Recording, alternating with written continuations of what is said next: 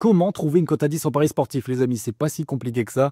Bienvenue à tous sur cette chaîne YouTube qui parle exclusivement de pronos, de paris sportifs. Abonne-toi. Et si tu me connais pas, moi je m'appelle Julien, parieur depuis 2018 et je ne cesse de monter en puissance avec l'expérience dans le domaine. Aujourd'hui, on fait une vidéo sur les cotes à 10 parce que c'est quelque chose que beaucoup d'entre vous cherchent. Comment trouver des cotes à 10, comment valider les grosses cotes? Parce que ouais, l'intérêt des paris sportifs, c'est pas d'aller miser sur du 1,20, c'est d'aller trouver des belles opportunités, des beaux spots, de faire progresser sa bankroll et ça peut passer par des combinés.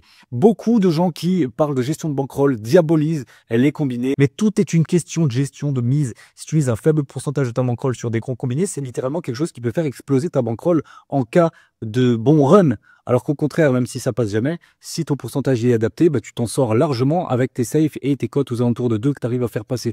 À ne pas sous-estimer les combinés. Les gars, il faut être ouvert d'esprit. Tout est possible dans les paris sportifs. Vraiment, vraiment, tout est possible. C'est pas si compliqué d'être un parieur gagnant, les gars. Faut enlever vos biais cognitifs, arrêter de miser sur les équipes que vous aimez bien, analyser sérieusement et surtout avoir une gestion de bankroll rigoureuse. Si vous faites tout ça, franchement, vous pouvez faire partie du pourcentage de gagnants dans les paris sportifs. D'ailleurs, il y a 98% des parieurs qui ne sont pas gagnants. Pourquoi? Parce que déjà, dans la majorité des parieurs, il n'y a même pas la majorité qui espère réellement être en bénéfice.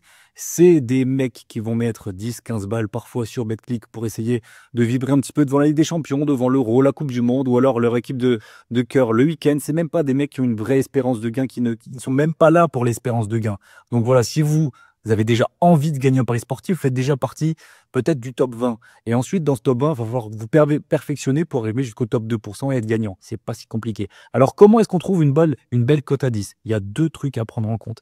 XG Score pour aller chercher les beaux XG pour avoir toutes les expected goals de vos équipes favorites. Moi, ça, c'est vraiment absolument fondamental pour moi d'avoir les expected goals, de savoir un petit peu quel est le rapport de force en avance des matchs. Les expected goals, c'est quoi? C'est les chances de marquer et concéder un but par rapport aux matchs qui ont été réalisés cette saison. Si, par exemple, on prend la Brentford contre Leicester City, Brentford a 2,2 expected goals, donc ils sont censés marquer 2,2 XG par rapport à leurs prestations offensives et par rapport aux prestations défensives de Leicester. Inversement, Leicester est censé marquer 1,6 expected goals par rapport à ce que Leicester produit offensivement et que Brentford produit défensivement. Voilà, je ne sais pas si vous avez capté, mais bref, c'est quand même très très utile pour se faire une idée.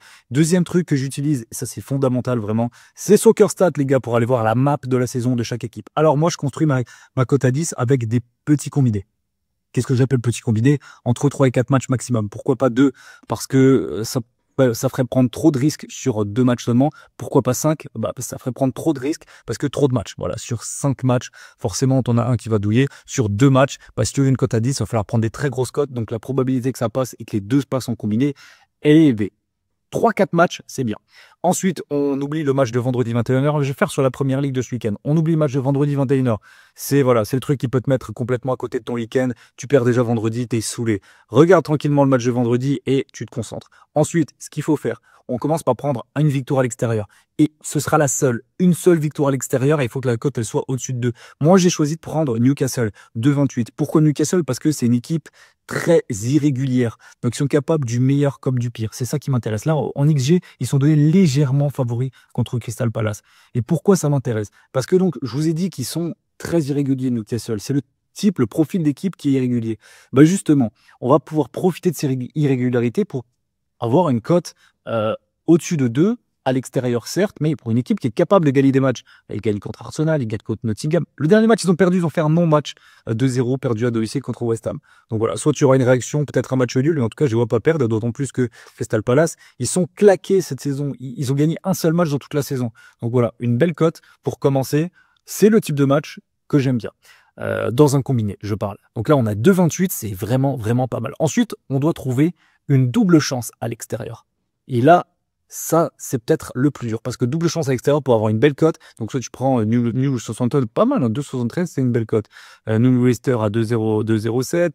Tu as donc Newcastle, tu as Bournemouth. Tu as Ipswich contre Nottingham, pas mal. New Arsenal à 1,10. New Everton de 34. Allez, moi, ce qui pourrait m'intéresser, c'est pourquoi pas celle de Ipswich. Parce que là, Nottingham-Ipswich, voilà. Ok, Nottingham, c'est pas mal cette saison, mais voilà, 2,03 pour Ipswich, c'est quand même haut. Voilà, donc moi, voilà, je connais un petit peu le profil de chaque équipe, ça m'aide à prendre mes décisions. Mais voilà, on voit que 2 défaites consécutives, une à domicile, une à l'extérieur, à chaque fois en prenant 3 buts. Attention, donc Nottingham, Et là, il met une belle série positive, mais voilà, ils reviennent dans la réalité. Et l'autre côté, bah, regardez Ipswich, ils battent Tottenham, ils font nul contre United, ils font nul contre Leicester. C'est bien, c'est mieux, c'est mieux. Bonne série, d'autant plus que voilà, et c'est pas si dégueulasse, hein, c'est pas si dégueulasse Ipswich quand même. Il y a peu de victoires, mais il y a quand même pas mal de matchs nuls, y compris dans la zone de Nottingham ici. On voit Brighton, Tottenham, Aston Villa, Fulham. Ouais, 2-0-3, je le prends. Dans le combiné, je le prends, j'aime bien. J'aime bien. Maintenant, on a pris nos 2 résultats. Ensuite, on va prendre une double chance à domicile. À domicile pour voilà, être plus sécurisé. Bah, juste au-dessus, par exemple, on a Wolverhampton, Bournemouth. Wolverhampton au nul, 1,49. Alors que voilà, c'est une affiche assez équilibrée. J'aime bien, on va aller voir ça. Déjà, on va regarder les expected goals que ça donne. Wolverhampton, donc voilà, c'est très équilibré, 1,5 contre 1,5. Et on va regarder au niveau de la map, de ce que les deux équipes font en ce moment. On cherche le match, Wolverhampton, Bournemouth. Ici, on l'a. Alors, on voit déjà que Wolverhampton, dans une très belle forme, 4 matchs sans défaite, dont 2 victoires consécutives, et il reste sur 4 buts marqués à Fulham le week-end dernier, alors que Bournemouth, 2 défaites consécutives. Voilà, ça, c'est des choses intéressantes, c'est des choses qui nous plaisent. On voit aucune victoire de Bournemouth sur les 4 derniers matchs à l'extérieur. Et sur la map, on voit une seule victoire de Bournemouth à l'extérieur cette saison. 2 matchs sans défaite pour Wolverhampton à domicile. Mais regardez le calendrier, ils ont déjà joué à domicile Liverpool, City et Chelsea. Donc autant dire que là, ils vont pouvoir profiter de toutes ces équipes qui sont juste devant eux dans la partie molle du classement pour essayer de prendre des points. Bournemouth en fait partie. Ils ont gagné qu'un seul match à l'extérieur, c'était contre Everton 3-2. Ici, Wolverhampton ou nul, j'adore. J'adore. On est à 6,90, il ne nous manque pas grand-chose. Et le dernier, les gars, le dernier, on va prendre un nombre de buts. Et oui, on va varier 2 doubles chances, un résultat et un nombre de buts. Varier, c'est la clé. Pourquoi? Parce que si vous prenez 5 nombres de buts, 5 résultats, franchement, vous allez vous perdre. Il faut s'adapter au match. S'adapter au match. La Première Ligue, c'est un championnat où les doubles chances passent plutôt bien, où le nombre de buts, ça vaut pas la Bundesliga, mais c'est pas mal quand même pour en prendre un. Et un seul résultat sec. On va tenter Newcastle à l'extérieur. C'est le coup de poker avec une cote au-dessus de 2. Alors maintenant, pour le nombre de buts, déjà, on va aller regarder les expected goals. Qu'est-ce qui peut nous intéresser? Et on voit que les équipes qui ont le plus expected goals ce week-end, c'est Liverpool, Chelsea, Brentford et c'est tout au-dessus de 2. Brentford, donc 2,02 et Leicester 1,06. Donc on a là en cumulé le nombre d'XG, il est parfait. Sur Brentford Leicester, on va voir ce que ça donne dans l'analyse de la map. Si jamais on peut croiser les infos, si jamais c'est vraiment cohérent et on se dit ok, là il y a un spot, il y a quelque chose à aller faire, on va regarder tout de suite la map, les formes. Bon, les formes on s'en fout ici, on va regarder la map. Et là, on peut voir des trucs fous. Brentford à domicile, regardez contre les équipes du bas du classement, c'est une dinguerie. 3-1, 2-1, 4-3, 5-3, 1 partout, 3-2. Donc là, ça passe quasiment à chaque fois, à part le 1 partout contre West Ham. On pourrait presque prendre le plus de 3,5 buts.